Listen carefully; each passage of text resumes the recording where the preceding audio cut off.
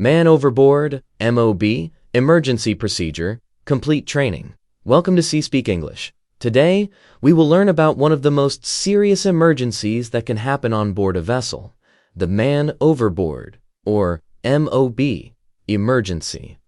This training explains the correct actions to take from the moment a person falls into the sea until the rescue operation is completed. Understanding these procedures can help improve safety, reduce response time, and increase the chance of saving a life. A man overboard emergency may happen without warning. A crew member may slip on a wet deck, lose balance during heavy weather, fall while working near the ship's side, or be washed overboard by a large wave. Poor visibility, fatigue, improper use of personal protective equipment, and unsafe working practices can all increase the risk of this type of accident. The first few minutes are extremely important. Wind, waves, and ocean currents can quickly carry the casualty away from the vessel. In rough seas, a person in the water may disappear behind the waves within seconds. Because of this, every crew member must know exactly what to do without hesitation. The emergency begins the moment someone sees a person fall into the water.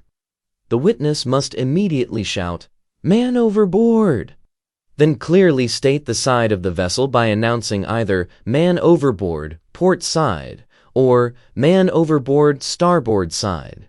This simple announcement immediately informs everyone on board where the emergency has occurred. If possible, activate the nearest MOB alarm or emergency notification system. At the same time, throw a life buoy toward the casualty. Whenever available, use a life buoy equipped with a self-igniting light and a floating smoke signal. These devices help mark the casualty's position, especially during darkness, rain, fog, or rough sea conditions. One crew member must immediately become the dedicated lookout. This person's only responsibility is to keep continuous visual contact with the casualty.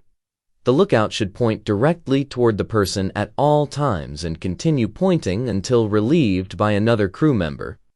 Looking away for even a few seconds may result in losing sight of the casualty completely. The officer of the watch immediately informs the bridge and provides essential information, including the side of the vessel where the casualty entered the water, the estimated position, the sea condition, and whether the casualty remains visible. The master immediately assumes command of the emergency response. The general alarm is sounded to alert all crew members.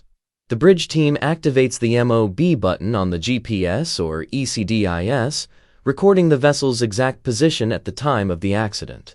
This position becomes the reference point for the search operation.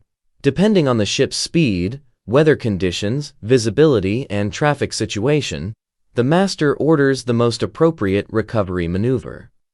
The vessel may perform an Anderson turn when the casualty remains visible, and rapid recovery is possible. A Williamson turn may be selected if the casualty has been lost from sight or during reduced visibility.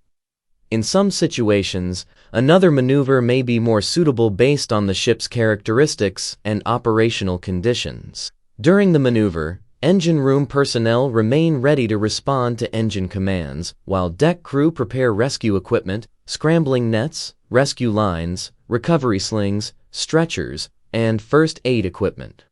All personnel communicate clearly using the ship's established communication procedures. Additional lookouts are positioned on both sides of the vessel, on the bridge wings, and at other suitable observation points. Binoculars are used whenever necessary. During nighttime operations, searchlights are directed carefully toward the search area without creating excessive glare that could reduce visibility. If visual contact with the casualty is lost, the lookout immediately reports, "Victim lost from sight." The bridge records the last known position and begins a structured search. Search efforts take into account the effects of wind, waves, vessel movement, and ocean current. Continuous communication is maintained between all search teams to avoid confusion and ensure coordinated action. If required, distress communications are transmitted according to the situation. Nearby vessels may be requested to assist in the search operation. The appropriate rescue coordination center may also be notified to organize additional search and rescue resources. When conditions are safe, the rescue boat is prepared for launching.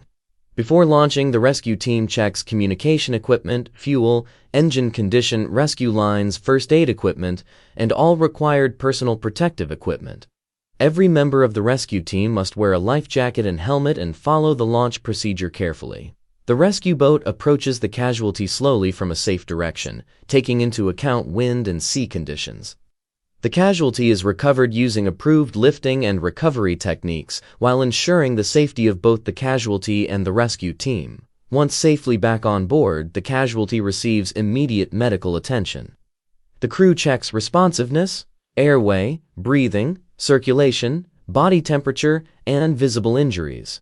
Wet clothing is removed if appropriate. The casualty is kept warm to reduce the risk of hypothermia. And oxygen or cardiopulmonary resuscitation, known as CPR, is provided if required by trained personnel. Medical advice may be requested through the vessel's medical support service when necessary. After the emergency is completed, the master ensures that the incident is fully documented. Reports include the time of the accident, weather conditions, actions taken, communications made, equipment used, and the outcome of the rescue. All rescue equipment is inspected, cleaned, and returned to operational readiness. Finally, the crew conducts a post-incident debriefing. During this meeting, the team reviews what happened, identifies strengths and weaknesses in the response, and discusses improvements for future emergencies. Lessons learned from every drill and every real incident help strengthen the vessel's overall safety culture. Regular man overboard drills are essential for every ship. Training improves reaction time, communication, teamwork, leadership, and confidence. Every drill prepares the crew for the day when a real emergency may occur. A well-trained crew responds quickly, works together effectively, and gives the casualty the best possible chance of survival. Always remember the fundamental priorities during a man overboard emergency. Raise the alarm immediately, maintain continuous visual contact, mark the casualty's position, maneuver the vessel safely, communicate clearly, prepare rescue equipment, recover the casualty carefully, and provide prompt medical assistance. Lives at sea depend on preparation, discipline, teamwork, and professionalism. Thank you for watching Sea Speak English. Keep learning, stay prepared, and always put safety first.